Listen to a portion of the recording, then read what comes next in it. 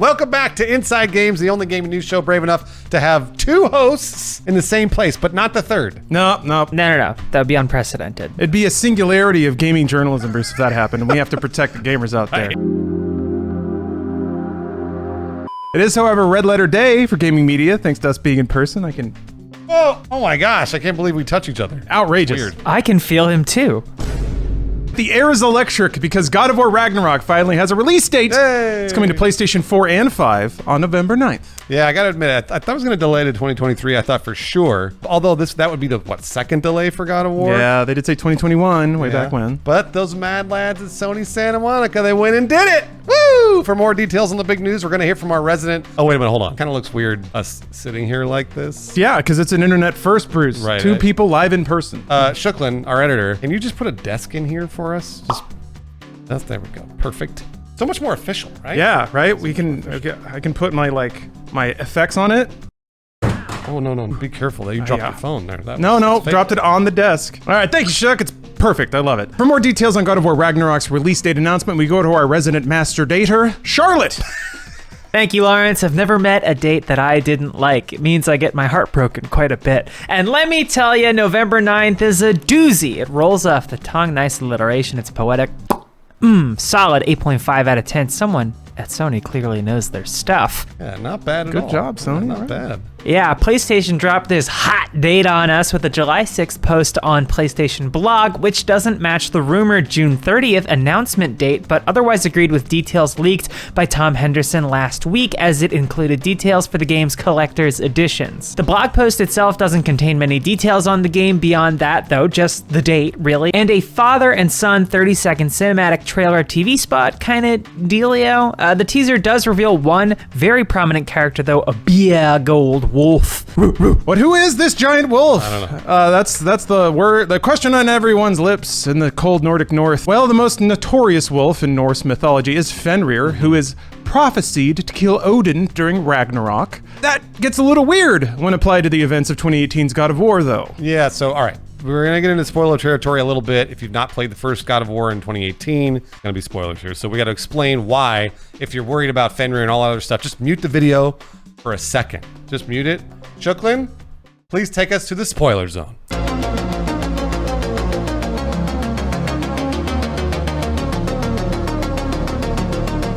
It's like the sweat zone in an ESPN fly-through or something. Right. One of the weird twists in 2018's God of War is that Atreus' other name is Loki. Who in traditional mythology is actually the father of Fenrir. So that's a little weird. Loki is also the father of Jormungandr, the world serpent, who was in 2018's God of War. So, I don't know. Jormungandr and Atreus interacted. Kind of a safe bet that an adolescent kid probably didn't sire a kaiju wolf like Fenrir in the gap between the two games. So Fenrir's appearance will probably deviate from existing Norse lore, which God of War has always done anyway. God of War, they've always sort of mixed and matched what they wanted to do. Yeah, that's pretty alpha by Atreus, though, huh? I mean, absolutely. Damn. Well, that ought to wrap it up. That takes us out of the spoiler zone. Thank you, Shooklyn. I'm gonna miss that overlay. Do you have a perfect diet, day in, day out? Yeah, me neither. I just ate a ham and cheese croissant. It was delicious, but not quite nutritious. Luckily, Ritual helps people fill in the gaps in their diet with no shady additives, fillers, or colorants. These two easy-to-take capsules provide 10 nutrients to support a strong foundation for your health. Ritual is a brand I can trust because you can trace their decision-making process behind each of their ingredients, from where they source their nutrients and why, to their environmental impact. Ritual is the obsessively researched and transparently made multivitamin. The delayed release capsule design is gentle on an empty stomach, and there's a mint tab in every bottle to keep your vitamins smelling fresh. Ritual also offers a delivered to your door subscription. It's only $1 a day to have 10 high-quality nutrients your body needs delivered straight to your door every month, no strings attached, no extra charge. Ritual are offering 20% off your first month by going to ritual.com/inside20 and using code inside20. Once more, that's ritual.com/inside20 and use code inside20 for 20% off your first month. Thank you, Ritual. Thank you very much for the sponsorship, Ritual. So yeah, there's not a lot of game details to pour over in this news, really, but who needs details when you got tchotchkes? Oh, yay! Woo! Things! That's right, Bruce. Collectibles, goodies to put on my shelf. What this update lacks in game details, it makes up for in raw commercialism. With full details about God of War Ragnarok's multiple collector's editions. Charlotte, got any new dates to get excited about? Just the one, July 15th, which has a nice rhythm to it, but it's lacking in artistic mystery. 6 out of 10. You know I'm objective because that's my own birthday. Okay, but what's the date for, Charlotte? Well, it's only the most important day for Charlotte fans, but also gaming news. That's the date that pre-orders open for the game and its various editions. It's also presumably when we'll learn about what they all cost. If you want to salivate over the collectible goodies, a post on the PlayStation blog lists all the details alongside an unboxing video with Thor performer Ryan Hurst and Sony Santa Monica art director Rafael Grassetti. Luckily, the game will offer a PlayStation standard $10 upgrade from PlayStation 4 to PlayStation 5. If you want to throw even more money, you can get dice, pins, a cloth map, a Mjolnir replica, and even a 2-rack 7-inch vinyl from the other game editions. Wow, that's a lot of stuff. Gonna have to put in some floating shelves in the office, gang. Move some Funko Pops into the attic. Now, hopefully, that the date's out there, frantic gamers can chill the hell out. Now that God of War Ragnarok has an official release date. Chill, get it? Because the snow, it's Norse. Yeah, it's like cold. All right, everyone, chill. Rumors circulated for months implying the game would be delayed again to 2023, and as time went by without any official update, those rumors felt more and more likely. It was just some old-fashioned fatalism, I feel like. Oh, yeah. Like, of course they're gonna delay it, right? God damn it, everything's Absolutely. going wrong. Yeah. Okay, but hey, here we are. Unfortunately then, fans hurt themselves in their confusion last week. Like a dog. Like a dog. Yeah.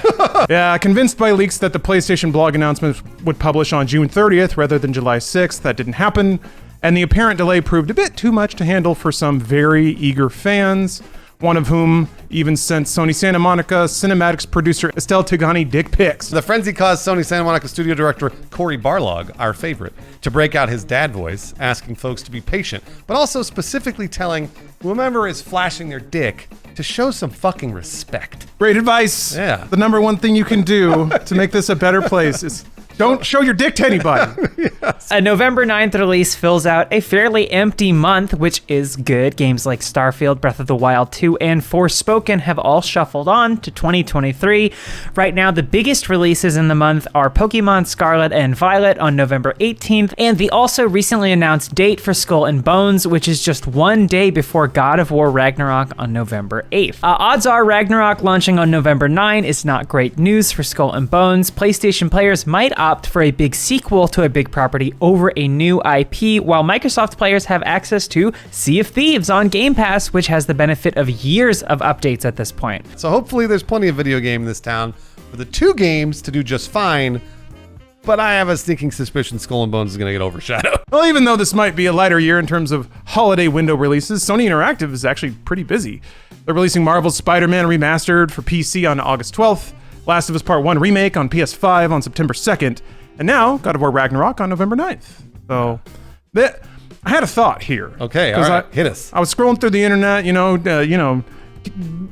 beating the pavement, talking to the folks. Do. Yeah, I got my notepad out. Man on the street. Exactly. Some people with this date and the fact that Ragnarok's available on PS4, they're kind of like, what? Come on, Sony. Come on. Where's the exclusive PS5 experience? Sure. Where's the system seller? Which is a silly title because they're selling out still. Yeah. It's getting a little bit easier, but still selling out. So I don't know. I was kind of surprised when I was looking at the release calendar because Sony Interactive is still really, really busy. They published 8 games in 2022, Oh, wow. or at least they will. Some of them are remakes, some of them are ports, but still, that's a lot of software. They're just focusing on more platforms now. They've got PC and MLB The Show shipped on everything, which is pretty cool. So they're still really busy. Very few publishers ship like 8 or 9 titles in a given year.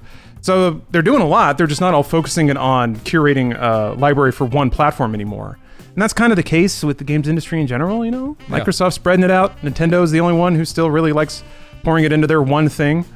So it just seems like in the AAA space, unless you really like the Switch still, platforms just don't really matter, I guess to like really drive it home for either of y'all, has getting a PS5 felt like it's been worth it TL. Ooh, Charlotte, go ahead. I like my PS5 a lot. It's become my de facto like media machine too. I haven't been playing anything lately that has to be played on a PS5. So I'm glad I have it, but I can't tell if that's because I actually need it or because of how hard it was to get. My pride is mixing with my actual need for fidelity. That said, I see it as future-proofing. So like, you know, rather than like a switch flipped and all of a sudden games now come out for this console, as the slow march of time progresses on forwards, I'll be more and more sure in knowing that my games will play as best they can. So like, yeah, looking forward, big picture, I am very happy with it.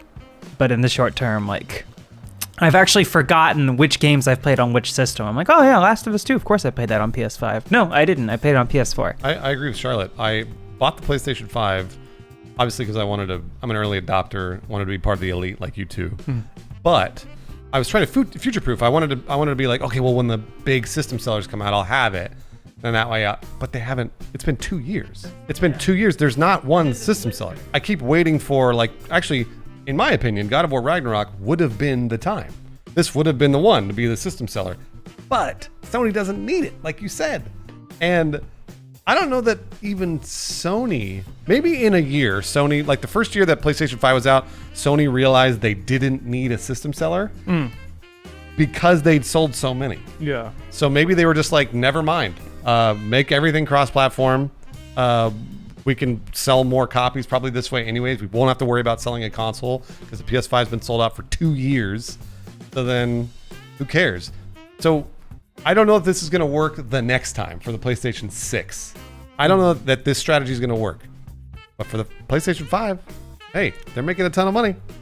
That's a good point, Bruce. I guess, yeah, they were moving all their inventory and they could develop a new market on PC or focus all on exclusives for PS5, which is capped by the amount of consoles they can make. Right. Whereas there's already platform for PC out there. I guess the only difference is they get to keep all the money if they sell through the PlayStation Store, and they got to only accept 70% of it or 80 or whatever they negotiate selling through Steam. Well, anyway, it's just cool to see the movements of the business and how that correlates to how to harvest the most money from the most places, not necessarily to recreate, I think, what is at this point a pretty old dynamic about having like 2 or 3 big games. Exclusives. Yeah. So now it's just about platform. And I guess, Charlotte, to what you were describing, do you use the PlayStation 5 for your media center because it's like, what made you choose that versus like some other thing? My NVIDIA Shield TV stopped working. All right, there you go. Other platform did not play. I'm a big fan of it. I just wish the DualSense had a bigger battery inside of it. Yeah, it's so what is it about Sony and teeny tiny batteries? I don't know. I've been trying to avoid dropping the 60, 70, whatever dollars to get another controller to just swap them out, but like it lasts for like 2 hours. And then people just plug it in when you're done every time, and it's not a problem. I don't want it. It's wireless. I want to I want to pass out with a controller in my hand like a slob. And if I have to get up and walk across the room, no. My brain shuts down and the gaming is over. Here are some patrons that we like even more than our PlayStation 5s. Tony Varela, the Creatures with Nerds Brews Gaming, Aaron Fraze, Crab Foam, and Rook, or Cap Coldblood. Yeah. And these patrons have hooked me up with all the secret PS5 exclusives. That's right. Secret. That's right. The double secret Ratchet and Clank no one told you about. Christopher Glavin, Sean McLaughlin, Charles Gard, Pete, and Matt. Thanks for the hookup.